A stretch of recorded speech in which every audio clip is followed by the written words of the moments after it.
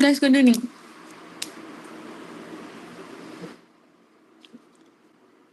Good evening. Good evening, da. Voice audible? Yes, ma'am. Voice audible. இது homework story என்ன கொடுத்திருந்தேன்டா?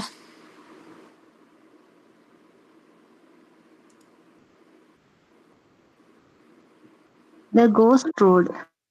The Ghost Road. யார் author? Pat Barker. Pat Barker அப்படின்னு சொல்லி பார்த்தோம். அந்த Ghost Road அப்படின்ற ஒர்க் வந்து ஒரு ட்ரிலஜி கீழே தான் பப்ளிஷ் ஆயிருந்திருக்கும். What is the name of the trilogy? Regeneration trilogy. Correct. Regeneration trilogy அப்படின்னு ஒரு ட்ரிலஜி கீழே தான் அந்த ஒர்க் வந்து பப்ளிஷ் ஆயிருந்திருக்கும். Ghost Road பப்ளிஷ் ஆன இயர் என்ன? 1995. எஸ் 1995. அது என்னதும் வாங்கியிருக்கோம்? Booker prize. கரெக்ட். புக்கர் பிரைஸும் வாங்கியிருக்கோம். ஓகேவா? ரீஜெனரேஷன் ட்ரிலஜி அப்படின்னு சொல்லி பார்க்கும்போது அதுல பப்ளிஷ் ஆன ஃபர்ஸ்ட் ஒர்க் என்ன? The Eye in the Door.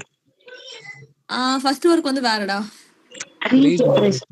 Regeneration அப்படின்ற டைட்டில் தான் ஃபர்ஸ்ட் ஒர்க் வந்து பப்ளிஷ் ஆயிருக்கும். பப்ளிஷ் ஆன இயர் வந்து 1991 அப்படின்னு சொல்லி பார்த்தோம். செகண்ட் ஒர்க் தான் நீங்க என்ன சொன்னீங்க? The Eye in the Door. The Eye in the Door அப்படின்றது second work, 1993 publication. Third work The Ghost Road. The Ghost Road 1985 publication. அதுக்கு தான் அவார்ட் கிடைச்சிருக்கும். ஸோ பேட் பார்க்கர் வந்து அவார்ட் கிடைச்சதுனால இம்பார்ட்டன்டான ரைட்டர். அவரோட ரீஜெனரேஷன் ட்ரிலஜி இஸ் இம்பார்ட்டன்ட். அதுல year படிக்கிறீங்களோ இல்லையோ முதல்ல 3 டைட்டிலும் தரவா தெரியணும். Regeneration, the eye in the door, the ghost road. இந்த 3 ஒர்க்குமே அவரோட ஒர்க் அப்படின்றது தெரியணும். ஓகேவா? இப்போ இந்த கோஸ்ட் ரோட் அப்படின்னு சொல்லி பார்த்தோம்னா அதோட செட்டிங் எந்த டைம் பீரியட்ல நடந்த மாதிரி காமிப்பாங்க? What's the background? World War I. Yes, world war 1 தான் வந்து அதுல இருக்கிற பேக்ரவுண்ட் அப்படின்னு சொல்லி பாக்குறோம். இந்த கோஸ்ட் ரோட்ல ரெண்டு இம்பார்ட்டன்ட் கேரக்டர்ஸ் தான் வருவாங்க. ஒன்னு வந்து நம்ம கதையோட ப்ரோட்டகனிஸ்ட், இன்னொன்னு ஒரு டாக்டர். நம்ம கதையோட ப்ரோட்டகனிஸ்ட் யாரு? பில்லி பிரேயர் அப்படின்னு சொல்லி பார்த்தோம். அந்த கதையோட டாக்டர் யாரு? Doctor William reverse. Yes correct. Doctor William reverse அப்படின்னு சொல்லி பார்த்தோம். ஓகேவா? அவங்க ரெண்டு பேரும் தான் கதையோட ப்ரோட்டகனிஸ்ட் வந்து பில்லி பிரியர், அண்ட் தென் நம்ம டாக்டர் வந்து டாக்டர் வில்லியம் பிரியர்ஸ் அப்படின்னு சொல்லி பாக்குறோம். இப்ப பில்லி பிரியர் எடுத்துக்கிட்டோம் அப்படின்னு சொன்னா அவரோட ப்ரொஃபஷன் என்னவா இருந்திருக்கும்? அவன் எதுல பார்ட்டிசிபேட் பண்ணிட்டு இருந்திருப்பான்? வார்ல வந்து அவன் ஃப்ரண்ட் லைன்ல நின்றுட்டு இருந்திருப்பான். ஒரு சோல்ஜரா இருந்திருப்பான். அவனுக்கு எதனால அவன் அஃபெக்ட் ஆயிருந்திருப்பான்? Shell shock. எஸ், ஷெல் ஷாக்னால அஃபெக்ட் ஆயிருப்பான் அப்படின்னு சொல்லி பாக்குறோம். சோ ஷெல் ஷாக் அப்படின்னு சொல்லி பார்க்கும்போது ரியல் லைஃப்ல ஒரு ஆத்தர் வந்து அதனால அஃபெக்ட் ஆயிருப்பா தெரியுமா? அவர் யாரு? Wilfred Owen. Wilfred Owen. இன்னொருத்தர் வில்ஃப்ரெட் ஓவன். இன்னொருத்தர் யாரா? எஸ்ல ஸ்டார்ட் ஆகும். Wilfred Owen. வார் பாய்ட்ஸ் வேற யார் பார்த்திருக்கோம்? வில்ஃப்ரெட் ஓவன்,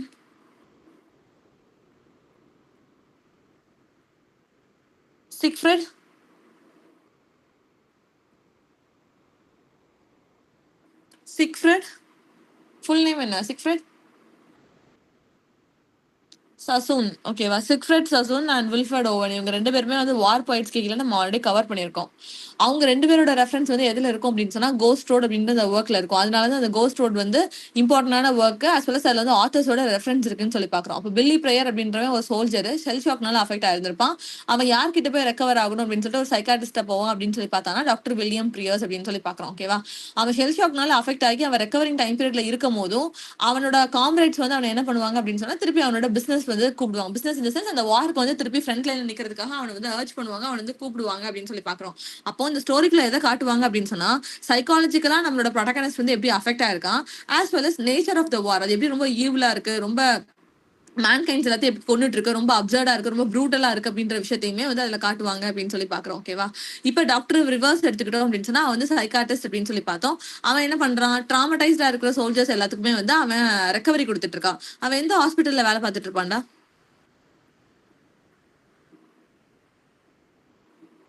ஒரு ஹாஸ்பிட்டல் நேம் கதையில வரும்ல? கரெக்ட்.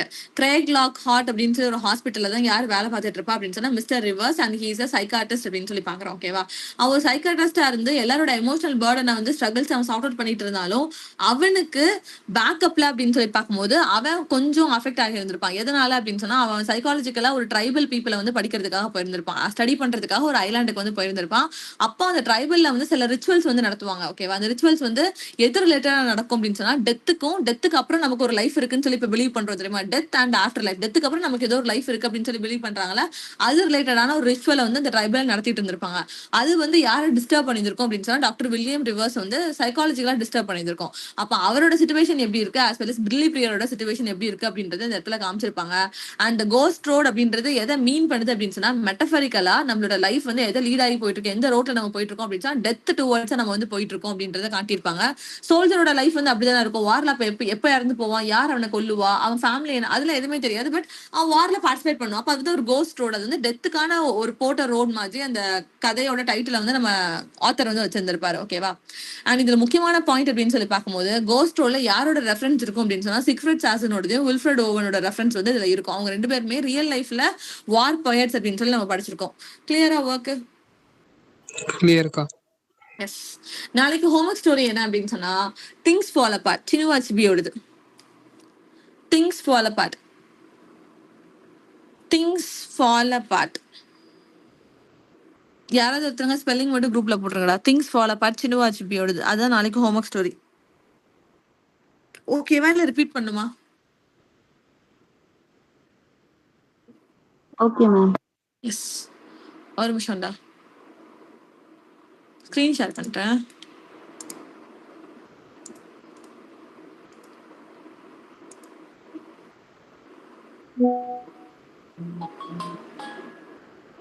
ஸ்கிரீன் விசிபிளா? Yes ma'am. Yes. British literature volume 2ல லாஸ்ட் பேஜஸ் நான் கம்ப்ளீட் பண்ணல அப்படின்னு சொல்லி நேற்று சொன்னோம்ல, ஒரு 4 பேஜஸ் இருக்கு. அந்த 4 பேஜஸ் தான் பார்க்க போறோம். ஓகேவா? இதுல நான் நேற்று வந்து ஹானிஃப் குர்ஜி அப்படின்னு சொல்லி கேட்கும்போது எல்லாரும் முடிச்சுட்டே இருந்தீங்க. அங்கதான் நம்ம ஹானிஃப் குர்ஜியை பார்த்தோம். அந்த Buddha of Suburbia, my beautiful laundrette, இது எல்லாமே அவரோட இம்பார்ட்டன்டான ஒர்க். நான் கூட சொன்னேன், இன்டிமசி ஒரு கிஃப்ட் கொடுப்பாங்க, பாடி தான் அவளோட gift. So intimacy, Gabriel's gift, body, something to tell you, the last word, இது எல்லாமே வந்து ஹானிஃப் குர்ஜியோட இம்பார்ட்டன்டான ஒர்க். ஹானிஃப் குர்ஜி அப்படின்னு சொல்லி பார்க்கும்போது இன்னொருத்தர ஹைச்ல பார்த்தோம்ல, அவர் யாரு? ஒரு ஜாப்பனீஸ் ரைட்டர். நேற்று பார்த்து சொல்லி கொடுத்தேன்ல.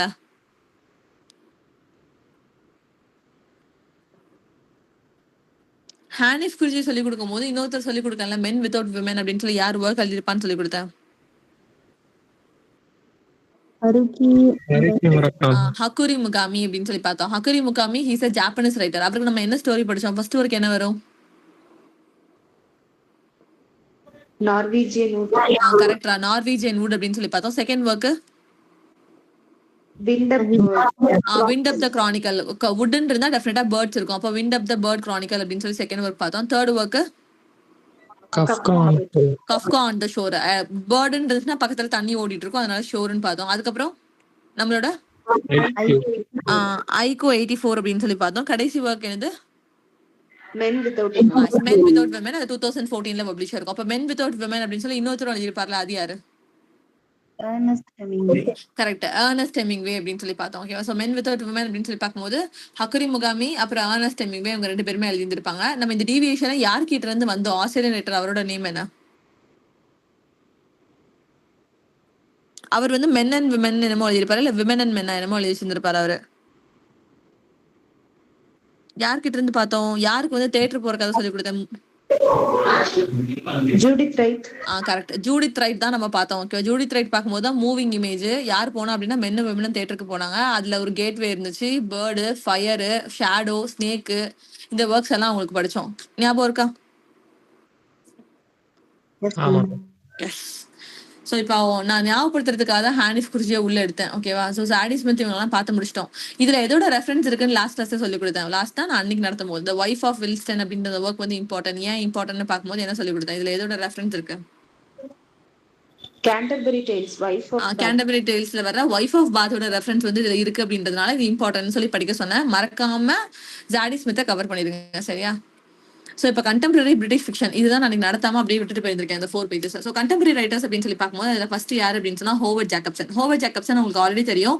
புக்கர் பிரைஸ் வாங்கினதுல 2010ல யாருக்கு லாஸ்ட் புக்கர் பிரைஸ் கொடுத்தாங்க?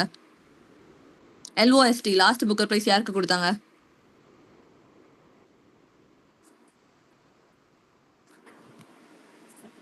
ஜேஜி ஃபேரல். ஜேஜி ஃபெரலோட எந்த ஒர்க்டா? ஜேஜி ஃபெரலோட ட்ரபிள்ஸ் அப்படின்ற அந்த ஒர்க் வந்து 1970 பப்ளிஷ் ஆயிருக்கும் 1970. ஆனா அந்த டைம் பீரியட்ல அதுக்கு புக்கர் பிரைஸ் கொடுக்காம போனதுனால அதுக்கு லாஸ்ட் புக்கர் பிரைஸ் அப்படின்னு சொல்லி 2010 அதுக்கு கொடுப்பாங்க. ஓகேவா? அப்ப 2010 உண்மையாவே யார் வாங்கினா அப்படின்னு சொல்லி பார்த்தா ஃபிளிங்கர் கொஸ்டின் அப்படின்ற ஒர்க் தான் வாங்கியிருக்கும். அது யாரோடது அப்படின்னு சொன்னா ஹோவர்ட் ஜாக்கப்சன் அப்படின்னு சொல்லி பாக்குறோம். இந்த ஒர்க்கு 2010 அவார்ட் கொடுத்திருப்பாங்க. அது மேன் புக்கர் பிரைஸ். நான் ஆல்ரெடி சொன்னல புக்கர் பிரைஸ் ஒரு பர்டிகுலர் வருஷம் வரைக்கும் இருந்திருக்கும். அதுக்கப்புறம் மேன் அப்படின்ற ஒரு கம்பெனி வந்து அந்த புக்கர் பிரைஸ் வாங்கி இருந்திருக்கும். அதனால மேன் புக்கர் பிரைஸ் அப்படின்னு சொல்லி அதுக்கு நேம் மாத்திட்டாங்க அப்படின்னு சொல்லி சொல்றோம். ஓகேவா? அப்போ என்னோட அவார்டு என்ன ஆச்சு அப்படின்னு சொல்லி கொஸ்டின் கேக்குது ஹோவர்ட் ஜாக்கப்சனோட ஃபிளிங்கர் கொஸ்டின். அதனால ஒரு டைட்டிலே என்னது அப்படின்னு சொன்னா த ஃபிளிங்கர் கொஸ்டின் அப்படின்னு சொல்லி பாக்குறோம். ஏன் அது கொஸ்டின் கேக்குது அப்படின்னு சொன்னா அதே வருஷத்துல லாஸ்ட் புக்கர் பிரைஸ் தூக்கி யாருக்கு கொடுத்தாங்க அப்படின்னு சொன்னா ஜேஜி ஃபெரலோட ட்ரபிள்ஸ்க்கு கொடுத்தாங்க. அப்ப ட்ரபிள்ஸ்க்கு கொடுத்தா அப்ப என்னோட அவார்டு எங்க அப்படின்னு சொல்லி ஹோவர்ட் ஜாக்கப்சன் கேட்கறதுனால என்ன எழுதினாரு அப்படின்னா த ஃபிளிங்கர் கொஸ்டின் என்னோடது எங்க அப்படின்னு சொல்லி கொஸ்டின் கேட்கறாரு அப்படின்ற மாதிரி ஞாபகம் இருக்கும். கம்பாரிசன் புரியுதா? Yes, ma'am. Yes. So Howard ஜாக்கப்சனோட இம்பார்ட்டன்டான ஒர்க்ஸ் அப்படின்னு சொல்லி பார்க்கும்போது கம்மிங் ஃப்ரம் பிஹைண்ட். ஓகேவா? இது வந்து அவரோட இம்பார்ட்டன்டான work. Coming from behind 1983 publication. இது அவரோட டிராவல் புக் தான். இந்த லேண்ட் ஆஃப் ஓஸ் அப்படின்னு சொல்லி இம்பார்ட்டன்ட் கிடையாது. தென் இவரோட இம்பார்ட்டன்டான ஒர்க் அப்படின்னு சொன்னா ஜே. வெறுமனே ஆல்பபெட் ஜே அப்படின்றதுல யார் எழுதியிருப்பா அப்படின்னா ஹோவர்ட் ஜாக்கப்சன். ஏன்னா ஹோவர்ட் ஜாக்கப்சனோட செகண்ட் நேம்ல ஸ்டார்ட் ஆகிற ஆல்பபெட் என்ன அப்படின்னு சொன்னா ஜே. அப்போ வி அப்படின்னு சொல்லி யார் ஒர்க் எழுதியிருப்பா? வெறுமனையா வி தாமஸ் பின்சன். அப்ப வெறுமனையா ஜி அப்படின்னு யார் ஒர்க் எழுதியிருப்பா? John burger. ஓகேவா? இதெல்லாம் ஆல்பபெட்ல மட்டும் வர்ற ஒர்க். வேணா தெரியல அப்படின்னு சொன்னா பக்கத்துலயே ஸ்கிரிபிள் பண்ணிக்கோங்க. ஜே அப்படின்னு சொல்லி யார் ஒர்க் எழுதுனா அப்படின்னு சொன்னா ஹோவர்ட் ஜாக்கப்சன். வி அப்படின்னு சொல்லி யார் ஒர்க் எழுதுனா அப்படின்னு சொன்னா தாமஸ் பின்சான். அண்ட் ஜி அப்படின்னு சொல்லி யார் ஒர்க் எழுதுனா அப்படின்னு சொன்னா ஜான் பர்கர் அப்படின்னு சொல்லி பாக்குறோம். மிஸ்டர் கே அப்படின்ற கேரக்டர் எதுல அப்பியர் ஆவாரு? பிரான்ஸ் கஃப்காவோட எந்த ஒர்க்? பிரான்ஸ் கஃப்கான்னு சொல்லிட்டேன். எந்த ஒர்க்ல கே? சரி, ஜோசப் கே.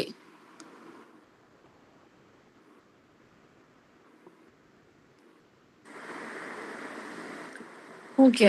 கே அப்படின்னு ஒரு கேரக்டர். ஓகேவா? அது கேரக்டரோட நேமே கே தான். ஜோசப் கே அப்படின்னு சொல்லி வரும். ஆனா கதைக்குள்ள ஃபுல்லா அவனை கே கே கேன்னு இண்டிகேட் பண்ணிருப்பாங்க. அது எதுல வர கேரக்டர் அப்படின்னு சொன்னா பிரான்ஸ் கஃப்காவோட த ட்ரையல்ல வர கேரக்டர். இதுல வெறும் ஆல்பபெட் வந்ததுனால எனக்கு அதுவும் கனெக்ட் ஆச்சு. அதனால நான் சொன்னேன். ஸோ பிரான்ஸ் கஃப்காவோட த ட்ரையல் அப்படின்ற ஒர்க்ல வர கேரக்டரோட நேம் என்ன அப்படின்னு சொன்னா ஜோசப் கே. அது வெறும் கே அப்படின்னு தான் இண்டிகேட் பண்ணிருப்பாங்க. ஸோ கே அப்படின்ற கேரக்டர் எதுல அப்பியர் ஆகுது அப்படின்னு சொன்னா பிரான்ஸ் கஃப்காவோட ட்ரையல்ல தான் அப்பியர் ஆகுது. கிளியர்? எஸ்கா. எஸ். இவரோட ரிமைனிங் புக்ஸை ரீட் பண்ணி விட்டுக்கோங்க. டிராவல் புக் வந்து இந்த land of Oz, who's sorry now, Redback, zoo time, Shylock is my name. இது எல்லாமே அவரோட மைனர் ஒர்க்ஸ். ஆனா மார்க் பண்ணதான் இம்பார்ட்டன்டான ஒர்க். அதை படிச்சிருக்கேன். முக்கியமா புக்கர் பிரைஸ் வாங்கின ஒர்க் வந்து த ஃபிளிங்கர் கொஸ்டின். அது வந்து இம்பார்ட்டன்ட். அப்புறம் நெயில் கெய்மேன் அப்படின்னு சொல்லிட்டு இந்த வேர்ட் ரீட் பண்ணும்போது NEIL இருக்கு. ஓகேவா? ஆனா ஸ்பெல்லிங் நம்ம பார்த்தோம் அப்படின்னா நெயில்னா நகம் அப்படின்னு ஒரு வேர்டும் அதுல வருது. அப்போ நெயில்னா என்ன அப்படின்னு சொன்னா அம்மா வந்து சாயந்தரத்து 6 o'clock மேல நகை வெட்டுறோம் அப்படின்னு சொன்னா அது வீட்டுக்கு நல்லது கிடையாது. அதுக்கு இப்போ உட்காந்து வெட்டிட்டு இருக்கு அப்படின்னு சொல்லி 2 கிளி விழும். அப்போ ஓமன்ஸ் அப்படின்னு சொன்னா குட் ஓமன் பேட் ஓமன் சொல்லுவோம்ல. அப்போ நெயில் அந்த டைம்ல கட் பண்றது பேட் ஓமன் தான். பட் அவரோட ஒர்க் என்ன அப்படின்னு சொன்னா குட் ஓமன்ஸ். நீங்க ஓமன்ஸ்ன்ற வேர்ட உங்களுக்கு ஆட்டோமேட்டிக்கா ஞாபகம் வந்துடும். நெயில்னா நெயில் கட் பண்ணக்கூடாது. எதுக்கு அப்படின்னா நல்லது கிடையாது வீட்டுக்குன்னு மொட்டை கட்டையா சொல்லுவாங்க. அப்போ குட் பேட்ன்றது நம்ம ஓமன்ஸ் சொல்லுவோமா. அதனால குட் ஓமன்ஸ் அப்படின்றது அவரோட ஒர்க். அந்த ஒரு ஒர்க் தான் அவருக்கு இம்பார்ட்டன்ட். 1990 பப்ளிகேஷன். இயர் தெரிய வேணா. நெயில் கெல்மேன் அப்படின்னா குட் ஓமன்ஸ் அப்படின்றது அவரோட ஒர்க். கிளியரா? கிளியர்க்கா. அடுத்தது ட்ரேசி செவாலியர் வந்து girls with a pearl earring. இதுதான் அவங்களோட இம்பார்ட்டன்டான work. Girls with a pearl earring. இது ஒன்று தான் அவங்களுக்கு படிக்கணும். ஓகேவா? ட்ரேசி செவாலியர் அப்படின்னு பாக்குறோம். இந்த girl with a pearl earring அப்படின்ற ஒர்க் வந்து 1999 பப்ளிஷ் ஆயிருக்கும். இதே 1999 தான் சீமஸ் ஹெனியோட எந்த ஒர்க்கும் பப்ளிஷ் ஆயிருக்கும்? Beowulf. Thank you so much. Beowulf நாவலா பியோவுல்ஃப் டிரான்ஸ்லேஷனா என்னமோ ஒரு டைட்டில் சீமஸ் ஹெனி என்ன பண்ணியிருப்பாரு அப்படின்னு சொன்னா பியோவுல்ஃப் டிரான்ஸ்லேட் பண்ணி எழுதியிருப்பாரு. அது already NET question, year past கொஸ்டினும் கூட. ஸோ சீமஸ் ஹெனியோட பியோவுல்ஃப் அப்படின்ற டிரான்ஸ்லேஷன் எந்த இயர்ல பப்ளிஷ் ஆயிருந்திருக்கும் அப்படின்னு சொன்னா 1999 தான் பப்ளிஷ் ஆயிருக்கும். அதே 1999 தான் ட்ரேசி செவாலியரோட girl with a pearl earring. நான் இது எப்படி படிச்சேன் அப்படின்னு சொன்னா நம்ம 2 காதுலையும் கம்மல் போடுவோம்ல. கேர்ள்ஸ் வந்து கம்மல் ஒரு காதுல ஒரு கம்மல் இன்னொரு காதுல ஒரு கம்மல்னு போட மாட்டோம். 2 காதுலையும் ஒரே கம்மல் தான் போடுவோம். அதனால அதுல வர நம்பர் எல்லாம் ஒரே மாதிரி தான் இருக்கும். நான் ஞாபகம் வச்சுக்கிட்டேன். அப்போ girl with a pearl earring அப்படின்னா எல்லாமே ஒரே நம்பரா தான் இருக்கும். அப்போ 1999 தான் அதோட publication year. Girl with a pearl earring is a historical novel. ஓகேவா? இந்த ஒர்க் வந்து ட்ரேசி செவாலியர் யாரை பார்த்து இன்ஸ்பயர் ஆகி எழுதியிருப்பாங்க அப்படின்னு சொன்னா ஜொஹான்ஸ் வெர்மர் அப்படின்னு ஒருத்தரை பார்த்து girl with a pearl earring. ஓகேவா? அவங்களோட பெயிண்டிங்கை பார்த்து தான் இவங்க வந்து girl with a pearl earring அதுக்கு டைட்டில் கொடுத்து அவங்க எழுதியிருப்பாங்க. நெக்ஸ்ட் ராடி டாயல் நமக்கு ஆல்ரெடி தெரியும். என்ன தெரியும் உங்களுக்கு அவங்க கிட்ட? Paddy Clarke. பிளாடி கிளார்க்கு ஹா ஹா ஹா. நான் வந்து புக்கர் பிரைஸ் படிக்க சொல்லும் போது ஹா ஹா ஹானா 3 தடவை ஹா ஹா ஹா வரும். அதனால அதோட இயர்லயும் என்ன வரும் அப்படின்னு சொன்னா 3 வரும். 1993 பப்ளிகேஷன் ஞாபகம் வச்சுக்கோங்க. ஸோ ராடி டாயல் அப்படின்னா பிளாடி கிளார்க் ஹா ஹா ஹா அப்படின்னு சொல்லி பார்த்தோம். இதுவும் புக்கர் பிரைஸ் வாங்கின ஒர்க் 1993ல வாங்கியிருக்கோம். ஓகேவா. அண்ட் தென் எங்களோட ட்ரிலிஜி வந்து மைனர் ஒர்க் தான், ஜஸ்ட் தெரிஞ்சு மட்டும் வச்சுக்கோங்க. பேரி டவுன் ட்ரிலிஜின்னு ஒரு ட்ரிலிஜி எழுதியிருப்பாங்க. அதுல கமிட்மெண்ட்ஸ், ஸ்னாப்பர், வேன் இந்த மூணுமே வந்து பேரி டவுன் ட்ரிலிஜில வர்ற ஒர்க்ஸ். ஓகேவா. ஸோ பேரி டவுன் ட்ரிலிஜி அப்படின்னு சொல்லி பார்த்தா கமிட்மெண்ட், வேனு, ஸ்னாப்பர் அப்படின்ற அந்த 3 ஒர்க்குமே அதுக்கு கீழே வர ஒர்க்கு. அப்புறம் மோக்ஷின் ஹமித். மோக்ஷின் ஹமித் வந்து ஒரு பாகிஸ்தானி நாவல்ஸ்ன்னு பார்த்தோம். ஆல்ரெடி பாகிஸ்தானின்னு யாரை சொல்லி கொடுத்துருக்கேன்? பிரிட்டிஷ் பாகிஸ்தானின்னு சொல்லிட்டு நேத்து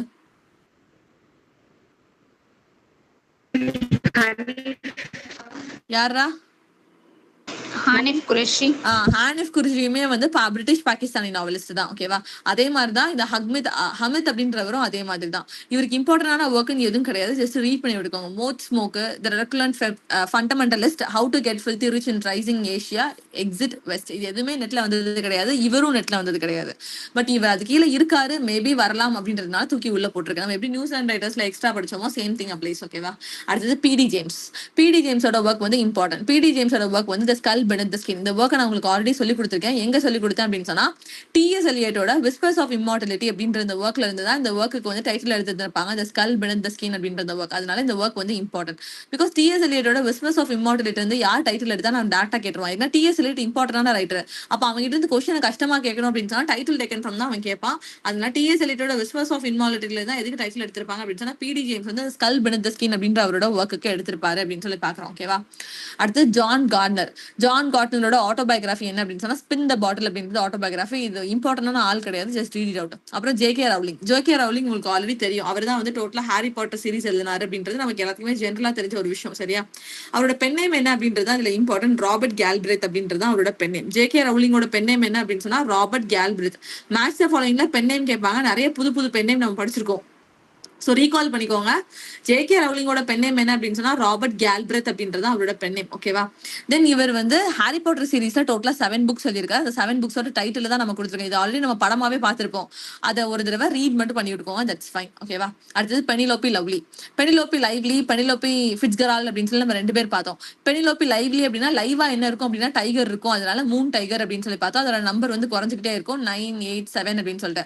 அப்ப பெனிலோபி ஃபிட்ஸ்கெரால்ட் என்ன ஒர்க் எழுதியிருப்பாங்க? ஆஃப் ஷோர் அப்படின்னு பார்த்தோம். அந்த பப்ளிகேஷன் இயர் என்ன சொன்ன? 79. 7 o'clock இருந்து 9 o'clock நம்ம பீச்சுக்கு கூட்டிட்டு போவாங்க. அதனால 1979 வந்து அதோட பப்ளிகேஷன். பெனிலோபி ஃபிட்ஸ்கெரால்ட் அவங்களோட ஒர்க் என்ன அப்படின்னு சொன்னா ஆஃப் ஷோர் அப்படின்னு சொல்லி பார்த்தோம். ஓகேவா. இது Yes, ma'am. அடுத்தது வந்து எல்ஜிபிடிக்யூ ஃபிக்ஷன். ஓகேவா. இதுக்கு கீழே வர ரைட்டர் அப்படின்னு சொல்லி பார்ப்பாங்க ஜெனட் விண்டர்சன். இந்த ஜெனட் விண்டர்சன் அப்படின்றவங்களோட ஒரே ஒரு இம்பார்ட்டன்டான ஒர்க் வந்து oranges R not the only fruit. Okay, oranges are not the only fruit அப்படின்ற ஒர்க் வந்து இம்பார்ட்டன்ட். 1985ல பப்ளிஷ் ஆயிருக்கும். இது வந்து உங்களோட செமி ஆட்டோபயோகிராபிக்கல் நாவல். இது நெட் கொஸ்டினும் கூட. தயவு செஞ்சு நல்லா டார்க்கா மார்க் பண்ணி வச்சுக்கோங்க. ஜெனட் விண்டர்சனோட ஒரே ஒரு இம்பார்ட்டன்டான ஒர்க் அப்படின்னு சொன்னா இந்த ஒரு ஒர்க் வந்து ரொம்ப ரொம்ப இம்பார்ட்டன்ட். இது கீழே இருக்கிற எந்த ஒர்க்குமே இது வரைக்கும் எந்த எக்ஸாம்லயும் எந்த ஆப்ஷன்ஸ்ல கூட அவன் வந்தது கிடையாது. இவன் ஒருத்த மட்டும் தான் வந்திருக்கான். இவன் ஒருத்த மட்டும் தான் அதுல இம்பார்ட்டன்ட். சரியா. இவங்களோட இன்னொரு டைட்டில் கொஞ்சம் வித்தியாசமா இருக்கும். என்ன அப்படின்னு சொன்னா பிராங்கிஸ்டீன் அப்படின்னு சொல்லிட்டு. நம்ம ஆல்ரெடி பிராங்கெஸ்டீன் அப்படின்னு ஒர்க் பார்த்திருக்கோம். FRANKIES அப்படின்ற ஸ்பெல்லிங்ல வருது. இது வந்து கிஸ் அப்படின்ற ஒரு வேர்ட் வந்து மிடில் இருக்கு. ஓகேவா. இந்த மாதிரி ஸ்பெல்லிங்ல யார் ஒர்க் எழுதுனா அப்படின்னு சொன்னா ஜெனட் விண்டர்சன். பிராங்கெஸ்டீன் அப்படின்னு சொல்லி யார் ஒர்க் எழுதிருப்பா? BB Shelley. மேரி ஷெல்லி வந்து எழுதிருப்பாங்க. Frankenstein. What is the publication year? 1818. What is the subtitle?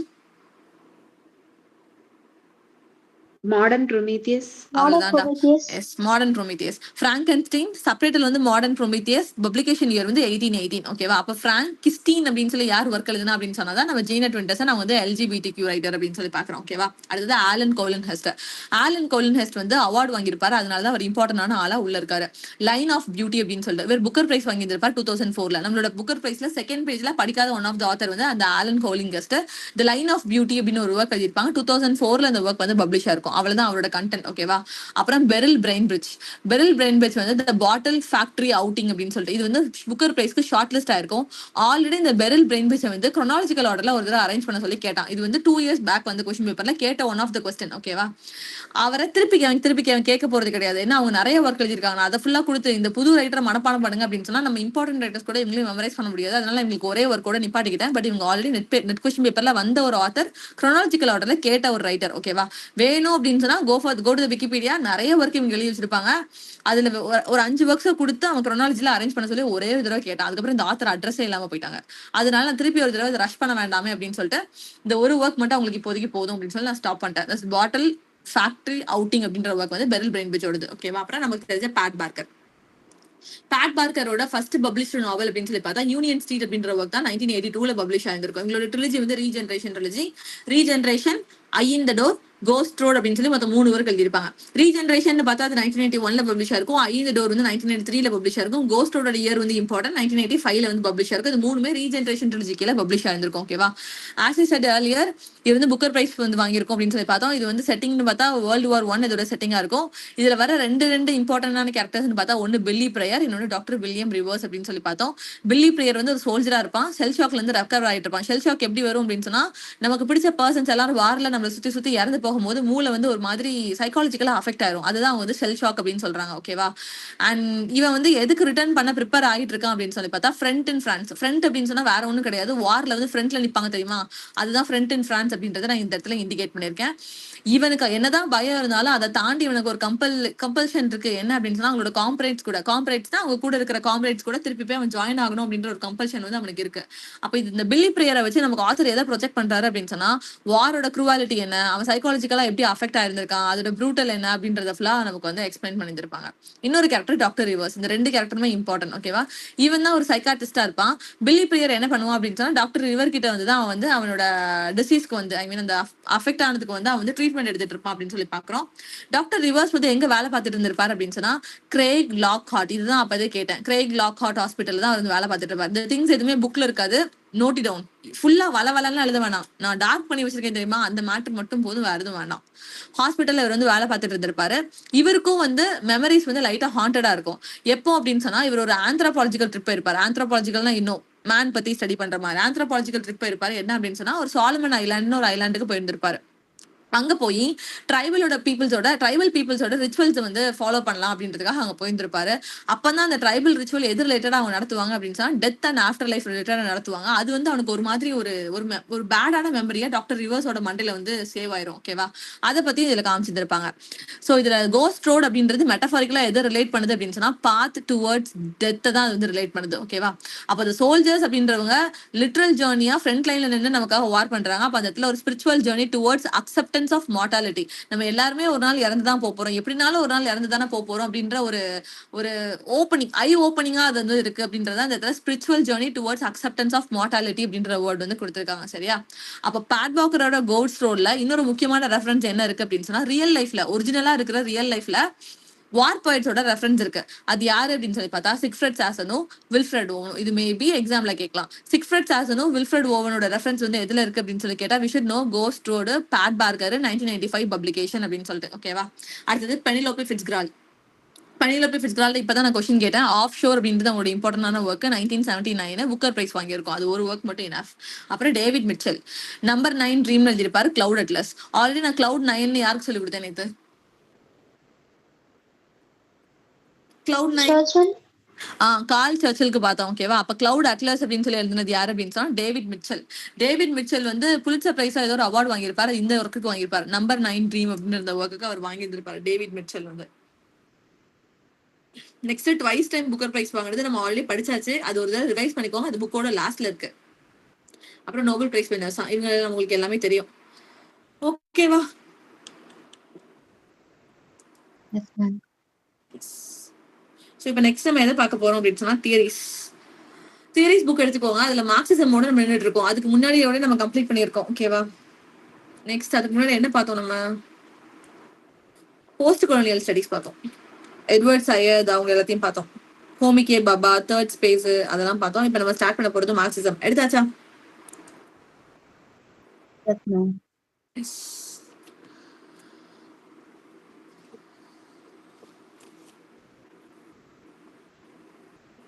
Okay, இதுல மார்க்சிசம் அப்படின்னு சொல்லி பார்த்தா ரெண்டு பேர் வந்து இதுக்கு கீழே இம்பார்ட்டன்ட். ஓகேவா, ஒருத்தர் வந்து ஜெர்மன் பிலாசபர், இன்னொன்று வந்து ஜெர்மன் சோஷியாலஜிஸ்ட் அப்படின்னு சொல்லுவோம்.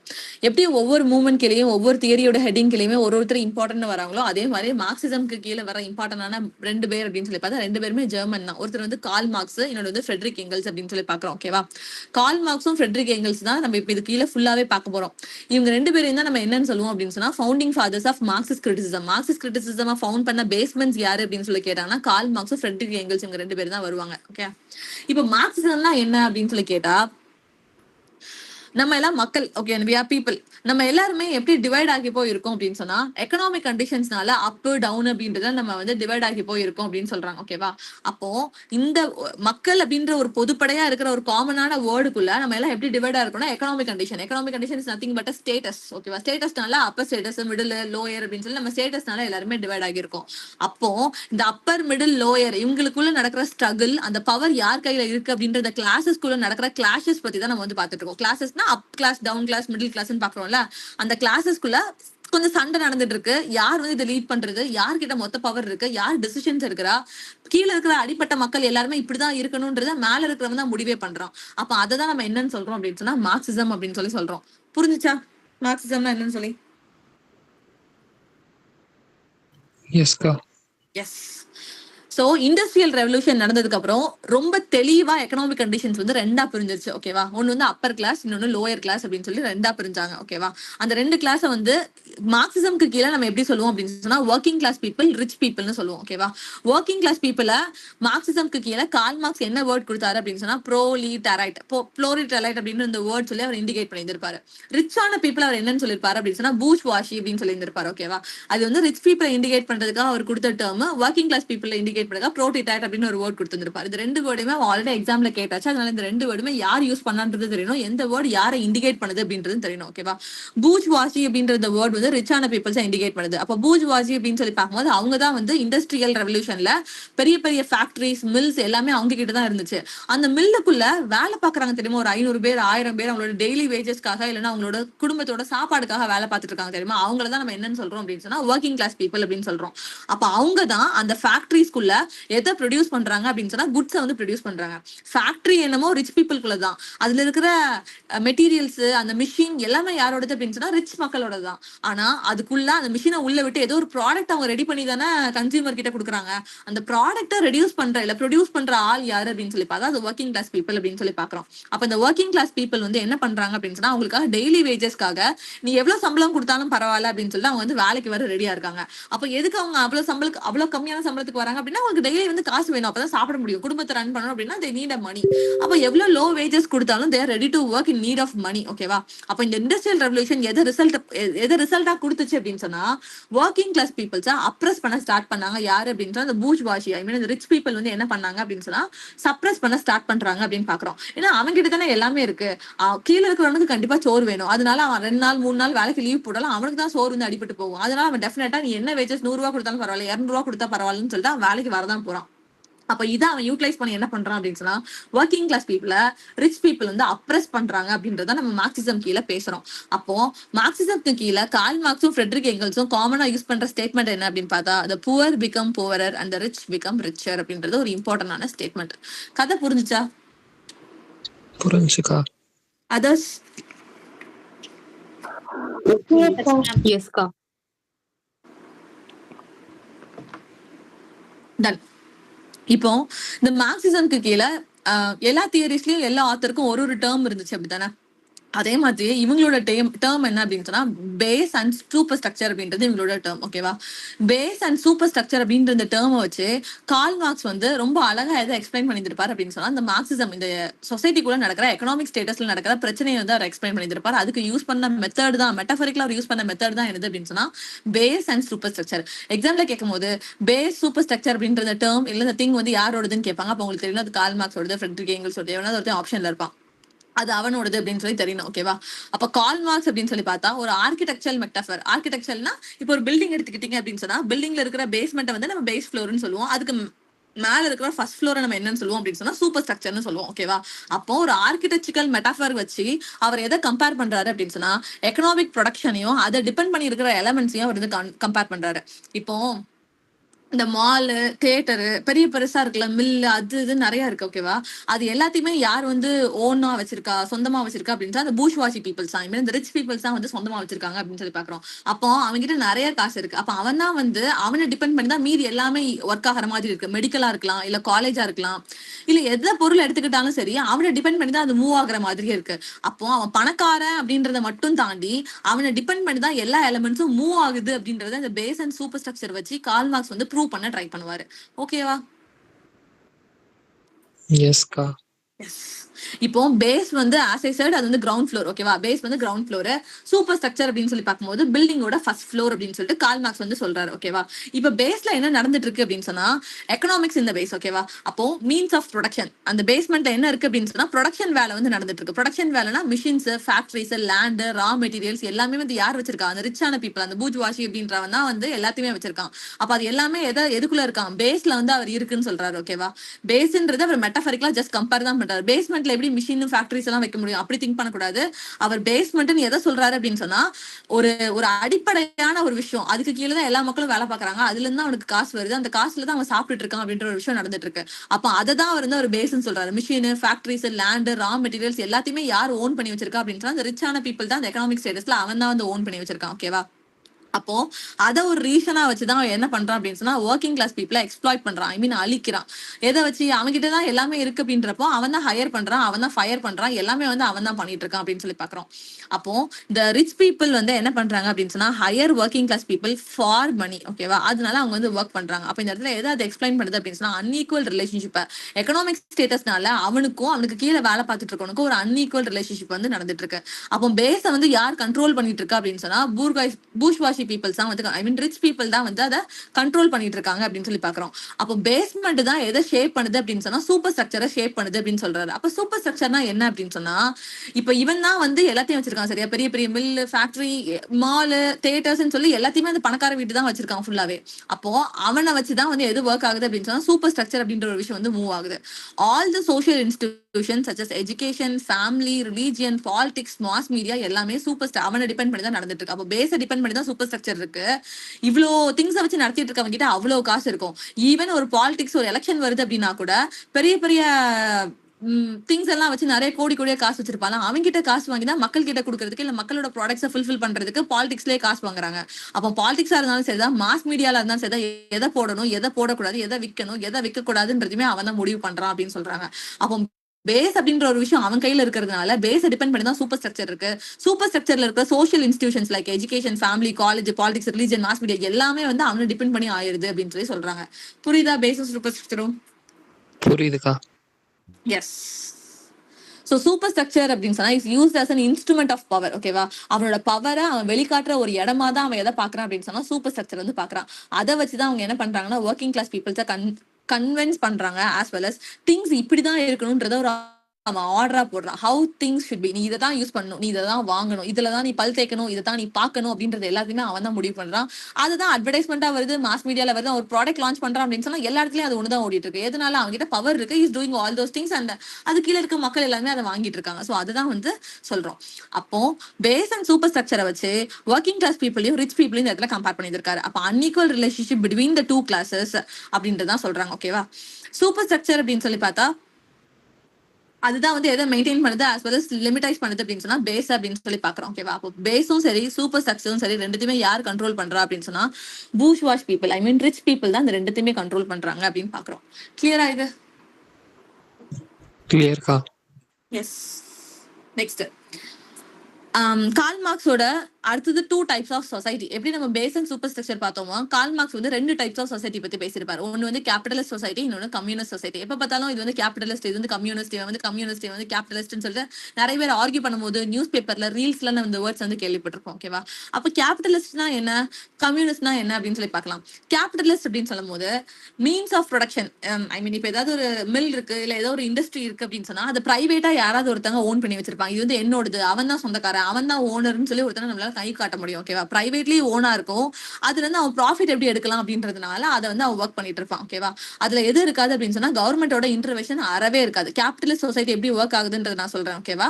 பிரைவேட்டா அவன் அவனுக்குன்னு ஒரு மில்லு இண்டஸ்ட்ரி எல்லாத்தையும் வச்சிருப்பான். அது அவன் தான் சொந்தக்காரனா இருப்பான். அவன் தான் அதை ஆப்ரேட் பண்ணுவான். அதுல இருந்து எப்படி ப்ராஃபிட் எடுக்கலாம்ன்றது அவன் தான் வந்து டீல் பண்ணுவான். என்ன அமௌண்ட் ஃபிக்ஸ் பண்ணணும்ன்றது அவன் தான் வந்து ஃபிக்ஸ் பண்ணுவான்.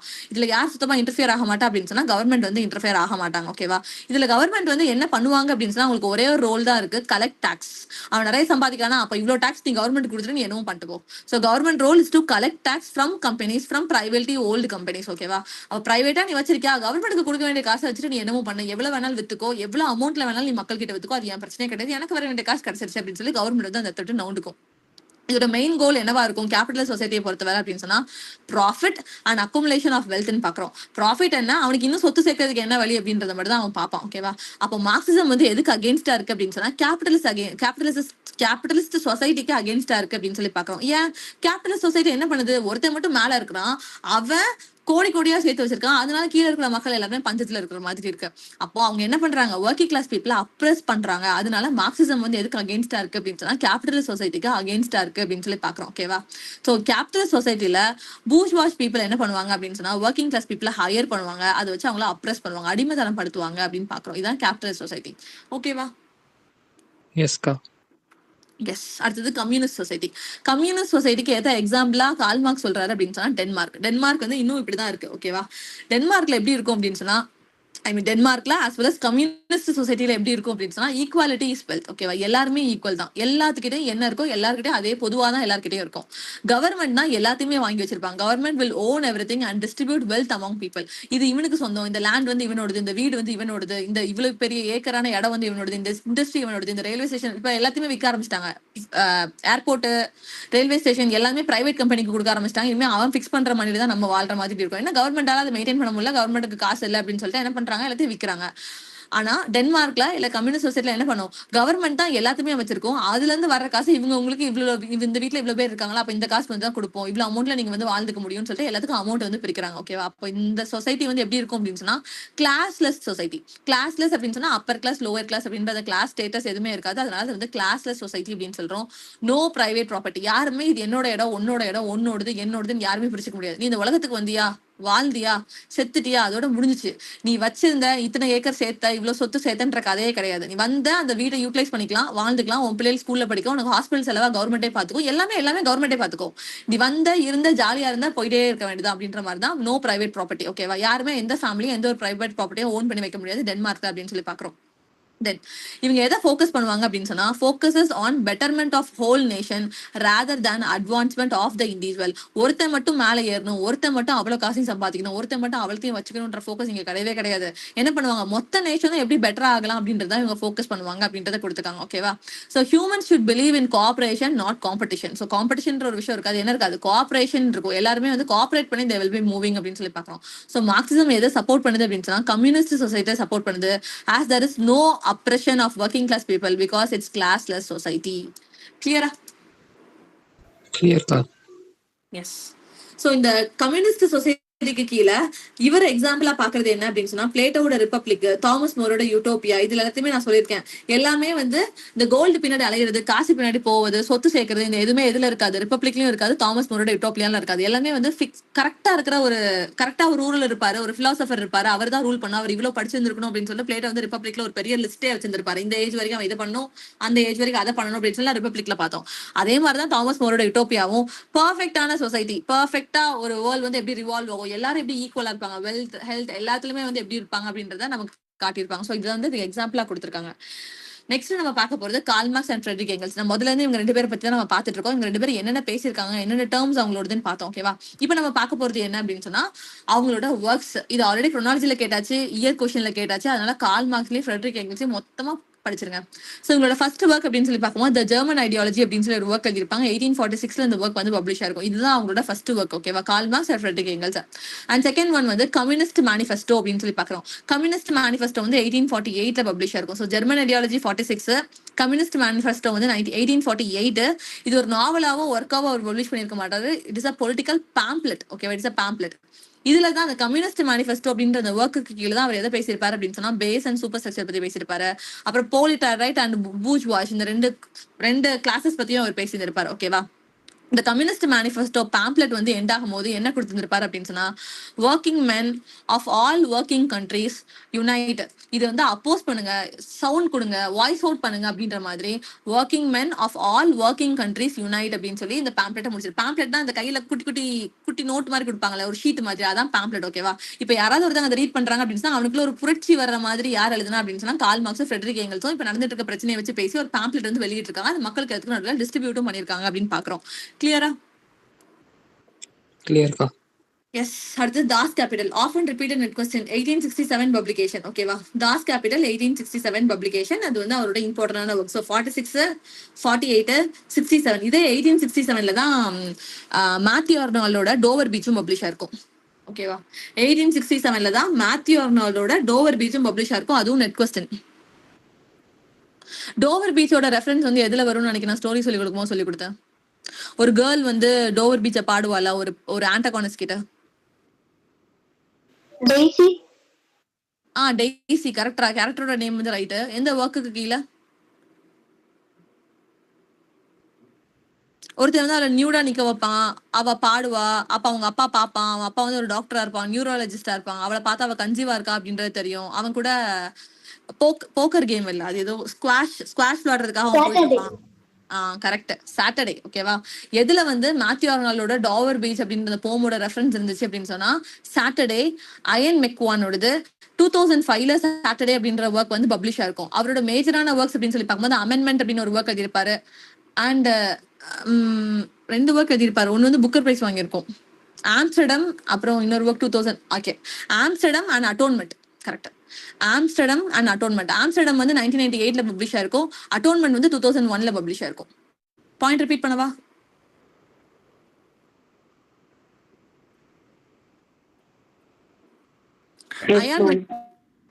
ஓகே, அயன் மெக்வான் பாத்துட்டு இருக்கோம். சரியா?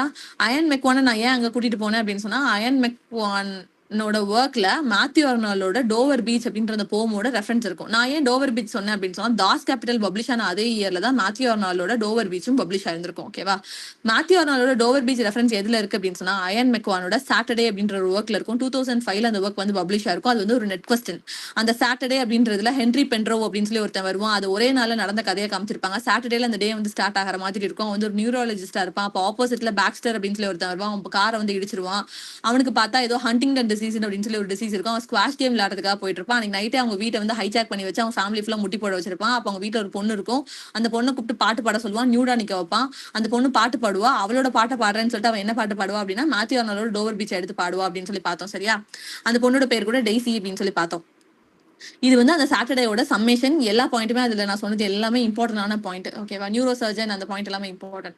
தென் அயன் மெக்வானோட இன்னும் 2 இம்பார்ட்டன்டான ஒர்க் அப்படின்னு சொல்லி பார்க்கும்போது ஒன்னு வந்து ஆம்ஸ்டர்டம் AMSERDAM நினைக்கிறேன். ஆம்ஸ்டர்டம் அப்படின்ற ஒர்க் 1998ல அந்த ஒர்க் வந்து பப்ளிஷ் ஆயிருக்கும். தென் அவரோட இன்னொரு ஒர்க் வந்து அட்டோன்மெண்ட் வந்து 2001ல பப்ளிஷ் ஆயிருக்கும். கிளியரா?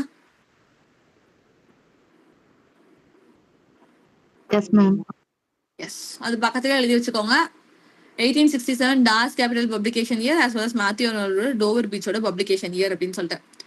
ஸோ இவங்களோட கார்ல் மார்க்ஸ் அண்ட் ஃப்ரெட்ரிக் ஏங்கல்ஸோட மேஜரான ஒர்க்னு பார்க்கும்போது ஜெர்மன் ஐடியாலஜி. அவங்க 2 பேருமே ஜெர்மன் பிலாசபர்ஸ் அண்ட் ஜெர்மன் சோஷியலிஸ்டா சம்வாட் 2மே பார்த்தோம். அதனால தான் அவங்களோட ஃபர்ஸ்ட் ஒர்க் வந்து ஜெர்மன் ஐடியாலஜின்னு எழுதியிருப்பாங்க. அப்புறம் communist manifesto that is a pamphlet. அதுக்கு கீழே தான் நம்ம பார்த்த டேர்ம்ஸ் எல்லாத்தையும் பத்தி பேசியிருக்காங்க அவங்க. அப்புறம் தாஸ் கேபிட்டல் 1867. ஓகேவா? இப்போ இந்த 3 ஒர்க்குமே அவங்க 2 பேரும் சேர்ந்து எழுதின பேம்ப்ளெட் ஒர்க்ஸ். ஓகேவா? இப்ப 2 பேருமே தனித்தனியா கொஞ்சம் ஒர்க்ஸ் வந்து எழுதிருக்காங்க. தனித்தனியா எழுதினது என்ன அப்படின்றத இதுல கொடுத்திருக்கேன். சோ கார்ல் மார்க்ஸ் அப்படின்னு சொல்லி பார்க்கும்போது 1818ல born இருப்பார். And he's German born philosopher அப்படின்னு சொல்லி பாக்குறோம். இவரோட தியரி என்ன அப்படின்னு சொன்னா கிளாஸ் கான்சியஸ்னஸ். பிளட் கான்சியஸ்னஸ் யாரோடது? டிஹெச் லாரன்ஸோடது அப்படின்னு சொல்லி பார்த்தோமா? அப்ப கிளாஸ் கான்சியஸ்னஸ் அப்படின்ற அந்த டேர்ம் வந்து யாரோடது, தியரி வந்து யாரோடது அப்படின்னு சொல்லி பார்த்தா கார்ல் மார்க்ஸோடது. ஏன்னா அவர் கிளாஸ்ல வந்து கான்சியஸா இருக்காரு. ஐ மீன் அப்பர் கிளாஸ் லோவர் கிளாஸ்ன்ற மாதிரி இருக்கக்கூடாது, எவ்ரிபடி ஷுட் பி ஈக்குவல் அப்படின்றதுல கிளாஸ்ல வந்து ஒரு கான்சியஸா இருந்தாரு. அதனால அவரோட டேர்ம் வந்து கிளாஸ் கான்சியஸ்னஸ் அப்படின்னு சொல்லி பாக்குறோம். ஓகேவா? இதுல அவரோட இம்பார்ட்டன்டான ஒர்க்ஸ் அப்படின்னு சொல்லி பார்க்கும்போது critique of Hegel, philosophy of right அப்படின்ற ஒர்க் வந்து இம்பார்ட்டன்ட். 1843 பப்ளிஷ் ஆயிருக்கும். அப்புறம் notes on James Mill 1844 publication and the holy family 1845.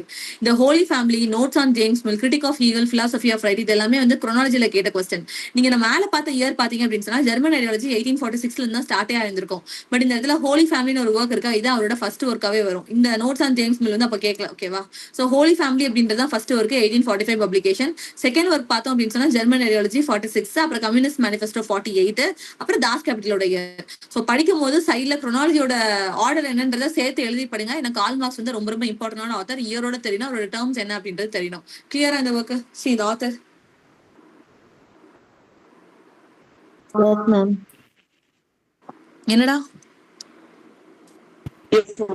S done. அப்புறம் ஃப்ரெட்ரிக் எங்கல்ஸ். ஓகேவா? ஃப்ரெட்ரிக் எங்கல்ஸ் அப்படின்னு சொல்லி பார்க்கும்போது அவரோட ஒர்க் வந்து condition of working class in England, the condition of the working class in England. இந்த கொஸ்டின் வந்து net question. 1845 அந்த ஒர்க் வந்து பப்ளிஷ் ஆயிருக்கும். அப்புறம் டயலக்டிக்ஸ் ஆஃப் நேச்சர் அப்படின்னு ஒரு ஒர்க் எழுதியிருப்பார். 1883 பப்ளிஷ் ஆயிருக்கும். இந்த 2 ஒர்க் மட்டும் அவருக்கு படிங்க போதும். ஃப்ரெட்ரிக் எங்கல்ஸ்க்கு இந்த 2 ஒர்க்கு கால் மார்க்ஸ் நான் இதுல மார்க் பண்ணி கொடுத்த அந்த 3 ஒர்க்கு, இந்த டேர்ம் 2 பேரும் சேர்ந்து எழுதின ஒர்க்குன்னு பார்க்கும்போது இந்த 3 ஒர்க்கு வித் இயரோட எனக்கு சர்வ் பண்ணியிருக்கணும். டன். ஓகேவா? Yes, ma'am. அடுத்தது ஆண்டனியோ கிரகாம்சி. ஓகேவா? சோ ஆண்டனியோ கிரகாம்சியுமே இட்டாலியன் மார்க்சிஸ்ட் பிலாசபர் அப்படின்னு சொல்லி பாக்குறோம். மார்க்சிசம் அப்படின்னாலே உங்களுக்கு கால் மார்க்ஸும் ஃப்ரெட்ரிக் எங்கல்ஸ் தான் எப்பவுமே ஞாபகம் வருவாங்க. அதுல வர்ற மித்த ரைட்டர்ஸ் அப்படின்னு சொல்லி பாக்குறோம். அவங்க எல்லாரோட ஒர்க்ஸுமே எக்ஸாம்ல கேட்டிருக்காங்க. என்னென்ன ஒர்க் கேட்டாங்கன்றது மட்டும் தான் நான் மார்க் பண்ணிருக்கேன். எனக்கு அதை மட்டும் இயரோட மெமரைஸ் பண்ணுங்க. That's fine. ஓகேவா? ஆண்டனியோ கிரகாம்சி அப்படின்னு சொல்லி பார்க்கும்போது அது வந்து மார்க்சிஸ்ட் பிலாசபர் அப்படின்னு சொல்லி பாக்குறோம். ஓகேவா? இவரோட டேர்ம்ஸ் அப்படின்னு சொல்லி பார்க்கும்போது cultural hegemony and organic intellectual, இந்த 2 டேர்ம்ஸுமே ஆல்ரெடி நெட் கொஸ்டின். டேர்ம் கொடுத்து ஆத்தர் கேட்பாங்கல்ல, அதுல இந்த 2 டேர்மே இம்பார்ட்டன்ட். கல்ச்சுரல் ஹெஜிமோனினா அப்புறம் தான் இந்த இடத்துல ஹெஜிமோனி அப்படின்னு பாக்குறோம். ஓகேவா? Cultural hegemony and organic intellectual, இந்த 2 டேர்ம்ஸுமே யாரோடது அப்படின்னா ஆண்டனியோ கிரகாம்சியோடது. ஆண்டனியோ கிரகாம்சி இம்பார்ட்டன்டான ஆளு. இவரோட இம்பார்ட்டன்டான ஒர்க்னு பார்க்கும்போது prison notebooks, often repeated NET questions in chronology 1948 publication. ஒரு இயர் வந்து ஈஸியா இருக்கும் 1948 அப்படின்னு சொல்லிட்டு. ஓகேவா? சோ பிரிசன் நோட் புக்ஸ் அப்படின்னா 1948 அப்படின்னு சொல்லி பாக்குறோம். இதோட டேர்ம்ஸ் வந்து ஹெஜிமோனி, ஆர்கானிக் இன்டெலெக்சுவல், இந்த 2மே வந்து ஆண்டனியோ கிரகாம்சியோடது. ஓகேவா? அப்புறம் லூயிஸ் ஆல்தசார். லூயிஸ் ஆல்தசார் அப்படின்னு சொல்லி பார்த்தா he is a French Marxist philosopher and he is a structuralist Marxist அப்படின்னு அவர் சொல்லுவாங்க. ஓகேவா? இவரோட ஒர்க் அப்படின்னு சொல்லி பார்த்தா ஃபார் மார்க்ஸ் அப்படின்னு சொல்லி ஒரு ஒர்க் எழுதியிருப்பாரு. 1965 பப்ளிகேஷன். இது அவரோட மைனர் ஒர்க். தென் இம்பார்ட்டன்டான ஒர்க் வந்து ரீடிங் கேபிட்டல் 1965 பப்ளிஷ் ஆயிருக்கும். இந்த லூயிஸ் ஆல்தசாரோட. லூயிஸ் ஆல்தசாரோட இந்த ஒர்க்கை தாண்டி அவரோட டேர்ம்ஸ் வந்து இம்பார்ட்டன்ட். ஓகேவா? டேர்ம்ஸ் அப்படின்னு சொல்லி பார்க்கும்போது ideology and ideological state apparatus அப்படின்னு சொல்லி ஒரு ஒர்க் எழுதியிருப்பாரு. 1970 பப்ளிஷ் ஆயிருக்கும். ஓகேவா? Ideology and ideological state apparatus, இது ரொம்ப ரொம்ப இம்பார்ட்டன்டான ஒர்க். ரொம்ப இம்பார்ட்டன்ட் போட்டு பக்கத்துல வச்சுக்கோங்க. 1970 பப்ளிகேஷன். இதுக்கு கீழே 2 ஐடியாலஜி பத்தி பேசியிருப்பாரு. Ideology and ideological state apparatus கீழே என்ன பண்ணியிருப்பாரு? 2 ஐடியாலஜி பத்தி பேசியிருப்பாரு. அந்த 2 ஐடியாலஜி என்ன அப்படின்னு சொல்லி பார்த்தா ideological state apparatus, repressive state apparatus, ISA RSA அப்படின்னு சொல்லி ஷார்ட்டா சொல்லுவாங்க. இப்ப எந்த ரைட்டர் பார்த்துட்டு இருக்கோம்?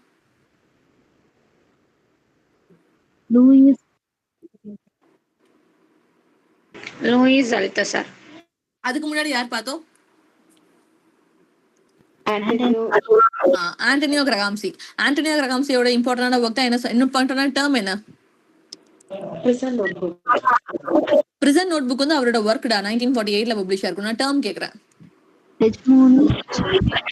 ஹெஜிமோனி, அது வந்து கல்ச்சுரல் ஹெஜிமோனி. இன்னொன்னு organic intellectual. Yes, organic intellectual அப்படின்னு சொல்லி பார்த்தோம். Karl Marx and Friedrich Engels அப்படின்னு சொல்லி பார்க்கும்போது 1846 அவங்களோட என்ன ஒர்க் வந்து பப்ளிஷ் ஆயிருக்கும்? 2 பேருமே எந்த country writers? German ideology. German ideology 1846 publication அப்படின்னு சொல்லி பார்த்தோம். ஓகேவா? அடுத்த ஒர்க் என்ன படிச்சோம்? Communist Manifesto.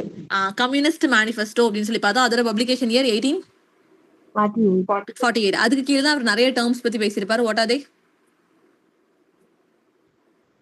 Proliterate and bourgeois. Proletariat and bourgeois. ஓகேவா? அந்த பூர்ஜ்வாஜ் நீ ஏன் சொல்றேன் அப்படின்னு சொன்னா அதோட ப்ரொனன்சியேஷன் நம்ம ரீட் பண்ணும்போது அப்படி வரல. ஆனா நீங்க போய் கூகுள்ல போய் அதோட ப்ரொனன்சியேஷன் அடிச்சு பாத்தீங்க அப்படின்னு சொன்னா அது அப்படிதான் வாசிக்குது. அதனாலதான் நானும் அதை அப்படியே வாசிக்க ஸ்டார்ட் பண்ணிட்டேன். அது நம்ம எப்படி வேணாலும் ப்ரொனவுன்ஸ் பண்ணிக்கலாம். சரியா?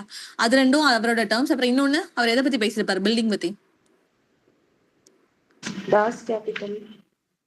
பில்டிங் பத்தி ஒரு எக்ஸாம்பிள் சொல்லி ஒரு 2 டேர்ம்ஸ் பேசியிருப்பார்ல. Architectural metaphor, base and superstructure. Base and superstructure பத்தி பேசியிருப்பாரு. அதுவும் அந்த பாம்ப்ளெட் கீழே தான் பேசியிருப்பாரு அப்படின்னு சொல்லி பாக்குறோம். ஓகேவா? நெக்ஸ்ட் ஒர்க் தாஸ் கேபிட்டல் அப்படின்னு சொல்லி பார்த்தோம் 1867 பப்ளிகேஷன். ஓகேவா? இந்த 3 ஒர்க்குமே அவரோட இம்பார்ட்டன்டான ஒர்க் அப்படின்னு சொல்லி பார்த்தோம். தனியா அப்படின்னு சொல்லி கால் மார்க்ஸை பார்க்கும்போது அவருக்கு கடைசியா பார்த்த ஒர்க் என்னது? Last work. அதுதான் வந்து ஃபர்ஸ்டா ஸ்டார்ட் ஆச்சு அப்படின்னு சொன்னா 1845 publication. A holy family. Very குட்ரா. ஹோலி ஃபேமிலி அப்படின்னு சொல்லி பார்த்தோம். அவரோட ரிமைனிங் 2 ஒர்க்குமே ஒவ்வொரு ஆத்தரை பத்தி தான் பேசியிருக்கோம். ஒன்னு வந்து ஹீகல் அப்படின்னு ஒரு ஆத்தர், அது வந்து ஆத்தரோட நேம். அப்புறம் மில் அப்படின்னு சொல்லி இன்னொரு ரைட்டர், ஏதோ ஜேம்ஸ் மில்லா எவரோ ஒருத்தர் வருவார். அந்த 2மே ஆத்தரை பத்தி பேசின ஒர்க். அதனால 2 ஆத்தரை பத்தி பேசினாரு. இன்னொரு ஹோலி லைஃப் அப்படின்றது அவரோட ஒர்க் அப்படின்றது மட்டும் ஞாபகம் வச்சுக்கோங்க. சரியா? அதே மாதிரி ஃப்ரெட்ரிக் ஏங்கல்ஸ் அப்படின்னு பார்க்கும்போது அந்த ஒரு ஒர்க் இம்பார்ட்டன்ட் சொன்னேன். What is that?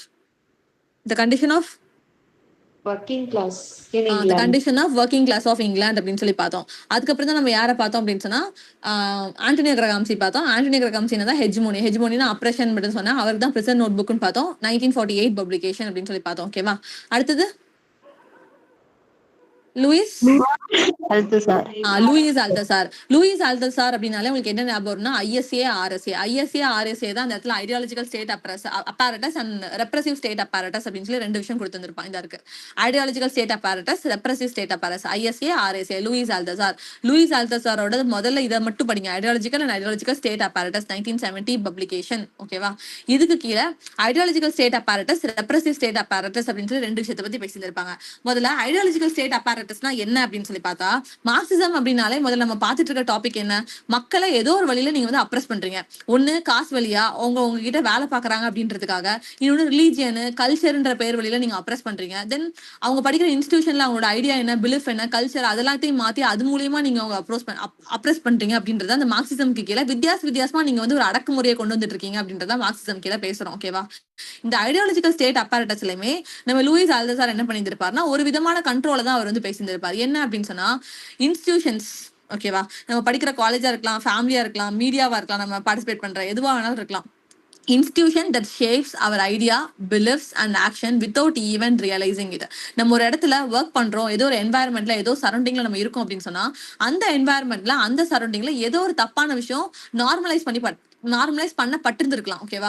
அந்த சரௌண்டிங்ல நம்ம வளரும் போது நம்ம என்ன பண்ணிடுவோம், நம்மளோட ஐடியாலஜியும் ஆட்டோமேட்டிக்கா நார்மலைஸ் பண்ண ஆரம்பிச்சிடும். இதுக்கு என்ன, இதுதானே, இவ்வளவுதானே அப்படின்ற மாதிரி ஆக ஆரம்பிச்சிடும். அப்போ இது ஒரு சட்டில் வே நம்மளோட ஆக்ஷன் வந்து கண்ட்ரோல் பண்றதுக்கு. அப்போ சட்டிலா கண்ட்ரோல் பண்றாங்க அப்படின்றது தான் ஐடியாலஜிக்கல் ஸ்டேட் அப்பேரட்டஸ். ஸோ கண்ணுக்கு தெரியாம ரொம்ப அமைதியா மெதுவா ஊசியா இருக்கிறது தான் வந்து ஐடியாலஜிக்கல் ஸ்டேட் அப்பேரட்டஸ் அப்படின்னு சொல்லி பாக்குறோம்.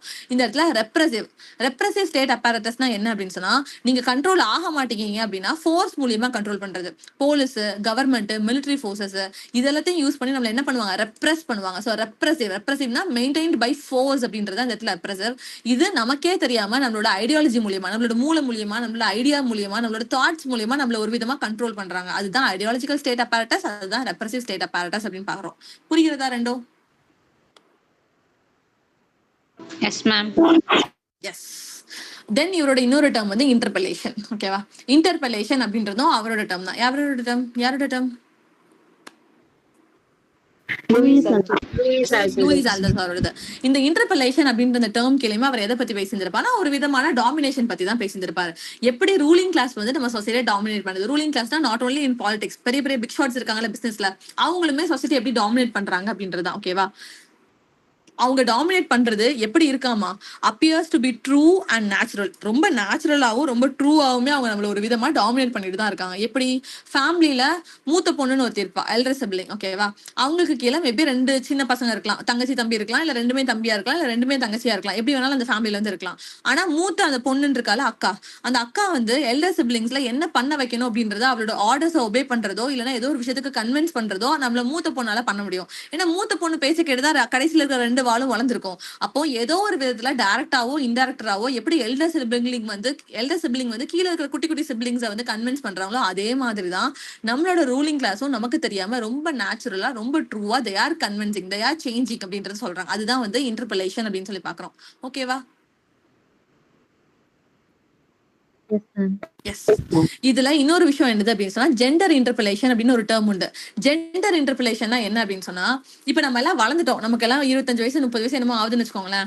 இந்த ஏஜ்ல அவங்க நம்ம கண்ட்ரோல் பண்றாங்க அப்படின்றத நமக்கு இன்டெரக்டா ரொம்ப லேட்டா தான் லைட்டா நமக்கு தெரிய ஆரம்பிக்குது. நம்ம ஒரு விதமா கண்ட்ரோல் பண்ண படுறோம் அப்படின்னு சொல்லிட்டு. இந்த ஜெண்டர் இன்டர்பெலேஷன் எப்படி இருக்கும் அப்படின்னு சொன்னா, இப்போ ஒரு வீட்டுல ஒரு கேர்ள் பேபி பிறக்குது இல்ல பாய் பேபி பிறக்குது அப்படின்னு சொன்னா, அந்த குழந்தை பிறக்கும் போதே கேர்ள் பேபிக்கு லார்ஜ் ஜாமா எப்படி இருக்கும் அப்படின்னு சொன்னா பிங்க் கலர்ல இருக்கும், கிச்சன் செட்டா இருக்கும், இல்லைன்னா ஏதாவது பபிள்ஸ் ஊதுறதா இருக்கும், இருக்கும், ரொம்ப சாஃப்டா அந்த பேபிக்கு விளையாட்டு ஜாமான் எல்லாமே வாங்கி கொடுப்பாங்க.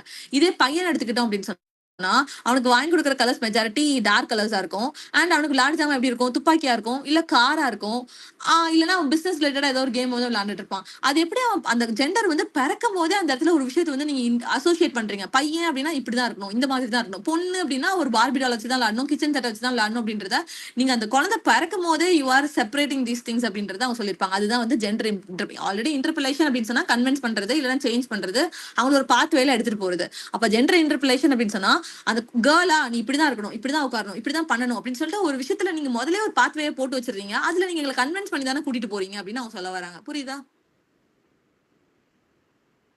Yes, ma'am. எஸ். ஓகேவா?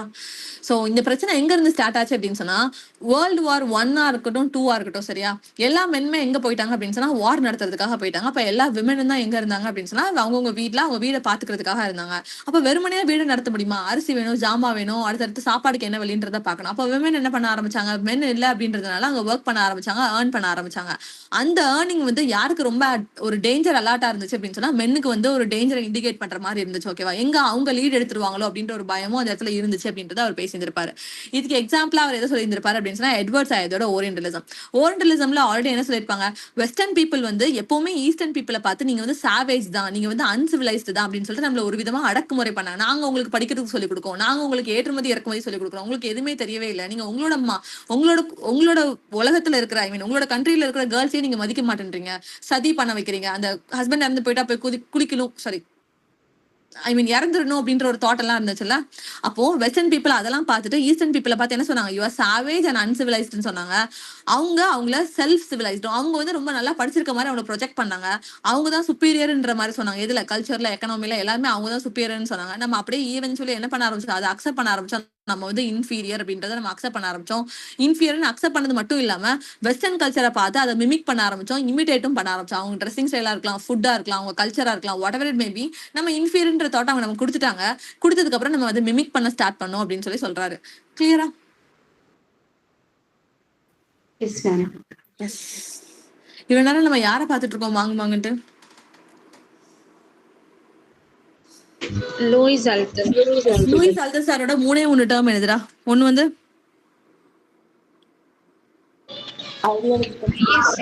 Ideological state apparatus, repressive state apparatus, இன்னொன்னு Interpolation. Yes interpolation. எட்வர்ட் சையதோட ஓரியன்டலிசம் எந்த இயர்ல பப்ளிஷ் ஆயிருக்கும்? What's publication year?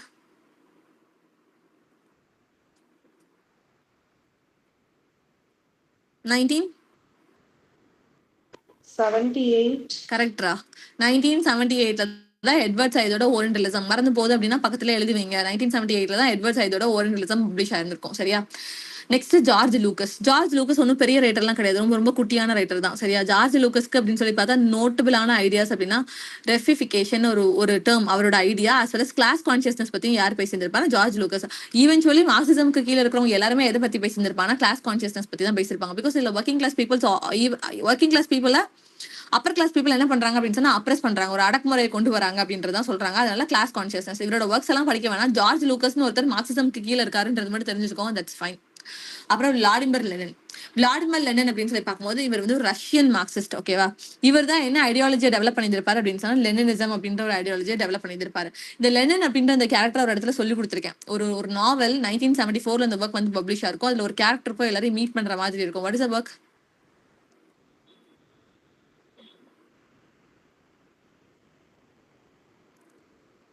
அது கூட நம்ம அப்சர்டிசம் பார்த்துட்டு இருக்கும்போது அதுக்கு கீழே ஒன் ஆஃப் த ரைட்டர் அவர் இருந்தாரு.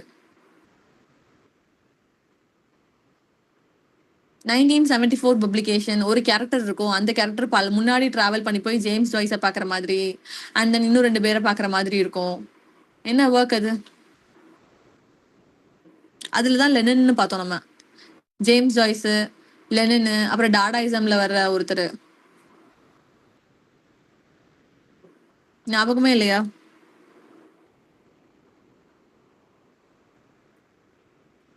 சரி, லெனினை நம்ம எங்க பார்த்தோம் அப்படின்னு சொன்னா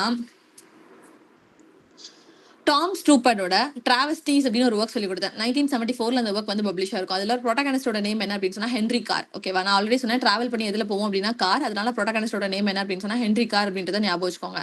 அப்ப அந்த ஹென்ரி கார் அப்படின்ற அந்த கேரக்டர் வந்து 19th செஞ்சுரியில 20th செஞ்சுரியில வாழ்ந்துட்டு இருப்பான். அவன் என்ன பண்ணுவான், அது நாவல் அப்படின்றதுனால பழைய ரைட்டர்ஸ் அங்க உயிரோட இருக்கிற மாதிரியும் அவங்கள போய் மீட் பண்ணி அவங்க கான்வர்சேஷனை பில்ட் பண்ற மாதிரி அந்த ஸ்டோரி வந்து டாம் ஸ்டூப்பர்ட் வந்து ப்ரொடியூஸ் பண்ணிருப்பாரு.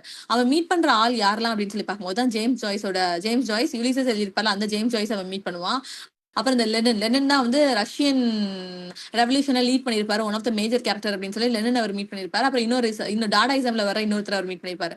3 பேரையும் போய் ஹென்ரி கார் அப்படின்ற ஒரு கேரக்டர் மீட் பண்ணுச்சு அப்படின்னு சொல்லி ஒரு கதை சொல்லி கொடுத்தேன். ஞாபகம் இருக்கா இந்த கதை? S ma'am. எஸ், அங்கதான் நம்ம லெனினை பார்த்தோம். ஓகேவா?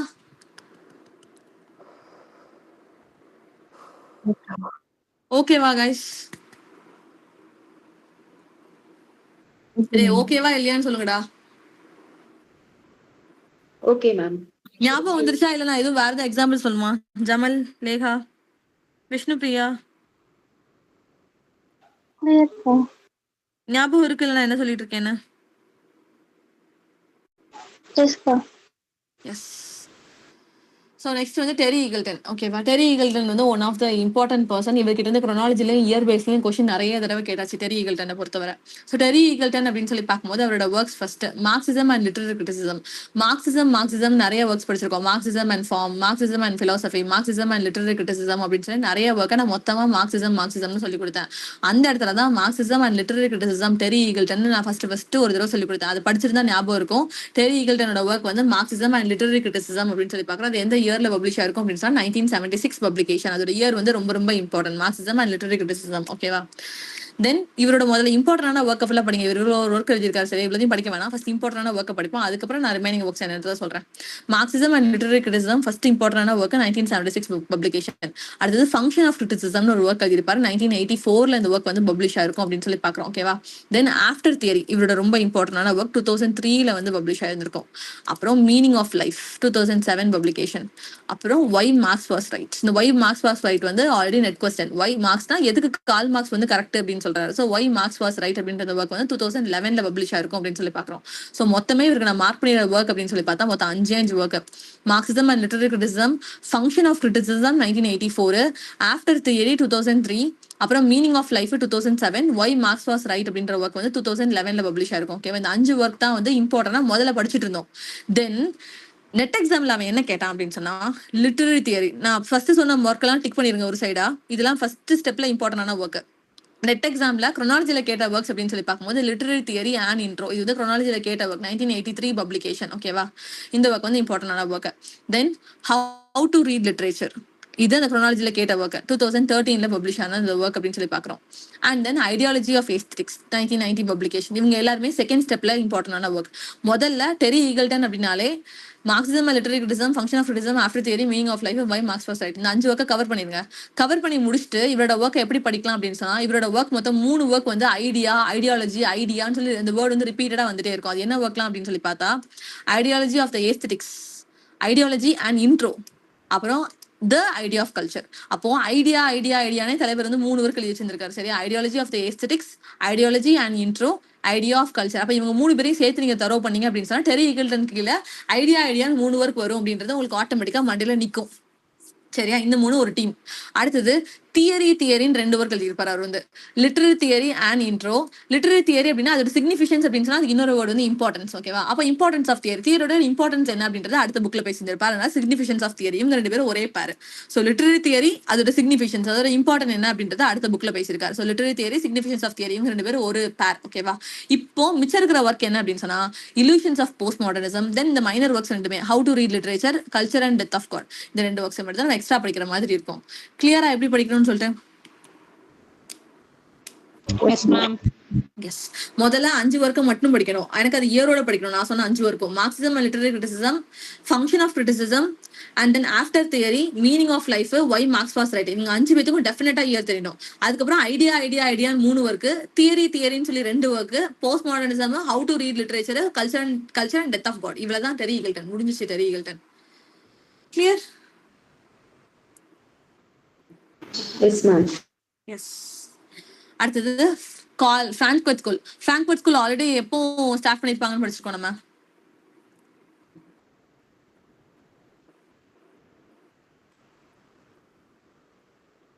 நம்ம படிச்சிருக்கோம்ல 1920. எஸ் 1923. ஓகேவா. ஸோ ஃப்ராங்க்ஃபர்ட் ஸ்கூல் அப்படின்னு சொல்லி பார்க்கும்போது அது எப்போ ஃபவுண்ட் பண்ணிருப்பாங்க அப்படின்னு சொன்னா 1923ல. அது எங்க லொகேட் ஆயிருக்கு அப்படின்னு சொன்னா ஜெர்மனில. இவங்க 2 பேரும் தான் பேசிக்கான பாயிண்ட். ஃப்ராங்க்ஃபர்ட் ஸ்கூல் வந்து 1923 ஜெர்மனி அப்படின்னு சொல்லி பார்க்குறோம். என்ன யூனிவர்சிட்டி அப்படின்னு சொல்லி பார்க்கும்போது கத்தே யூனிவர்சிட்டி ஃப்ராங்க்ஃபர்ட் அப்படின்றது அதோட ஃபுல் டைட்டில் அப்படின்னு சொல்லி பார்க்குறோம். சரியா. இந்த ஃப்ராங்க்ஃபர்ட் ஸ்கூல் பத்தி நம்ம ஆல்ரெடி ஃபுல்லாவே படிச்சிட்டோம்.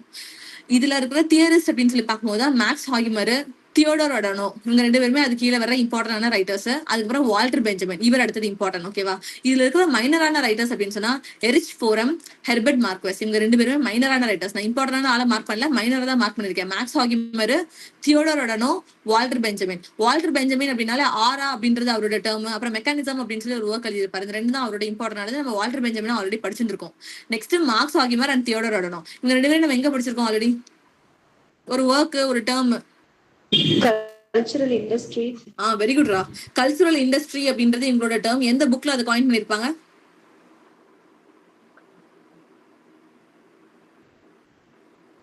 டயலக்டிக்